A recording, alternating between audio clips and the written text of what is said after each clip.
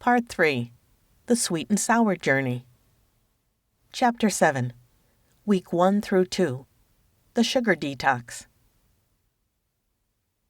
During our first meeting, it was apparent that the group had a good dynamic and had an immediate bond from our common struggles.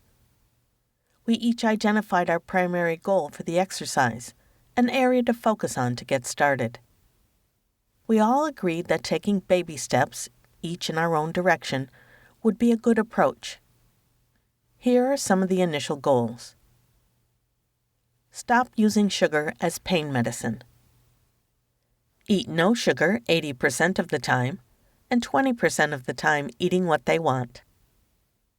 Eliminate soda from the diet. Eat refined sugar only during celebrations. Break away from pasta and bread in its traditional form. Add more fruits and vegetables to fill up on, and stop using sugar to get full. Find alternatives to eating sugar for boredom. Drink more water and eliminate sweet tea. Coaching advice.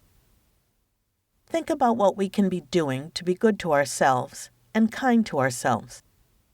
We were encouraged to think and speak kindly about ourselves instead of degrading ourselves in thought and word. Be more loving to ourselves. We also, as a collective, agreed that we wanted to get to a point where we could eat something intentionally, let it go, and not feel guilty about it. We decided to try using a mindful 2-bite rule if we wanted something sweet. Get the good time feeling and put the fork down. This approach seemed reasonable. What we learned from each other. It appears that none of the group just had lipedema as a health concern. Some had mast cell activation. Some had hypermobility, heart issues, etc.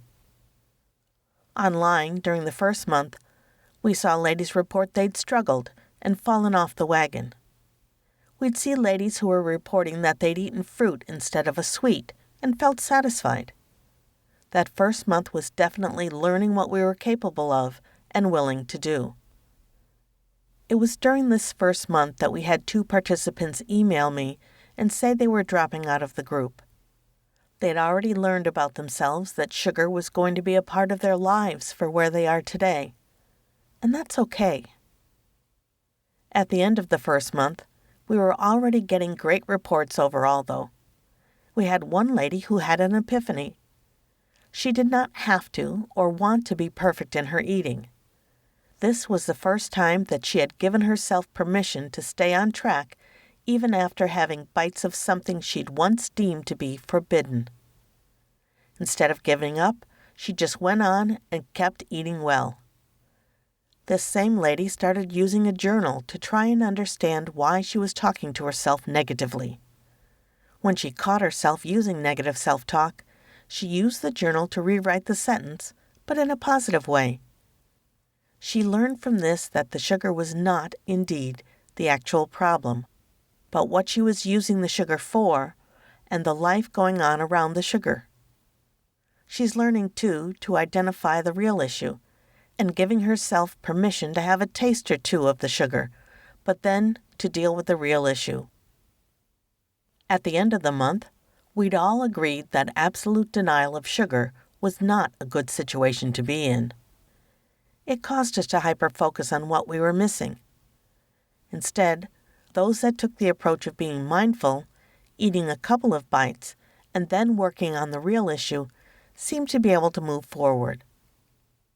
Takeaways.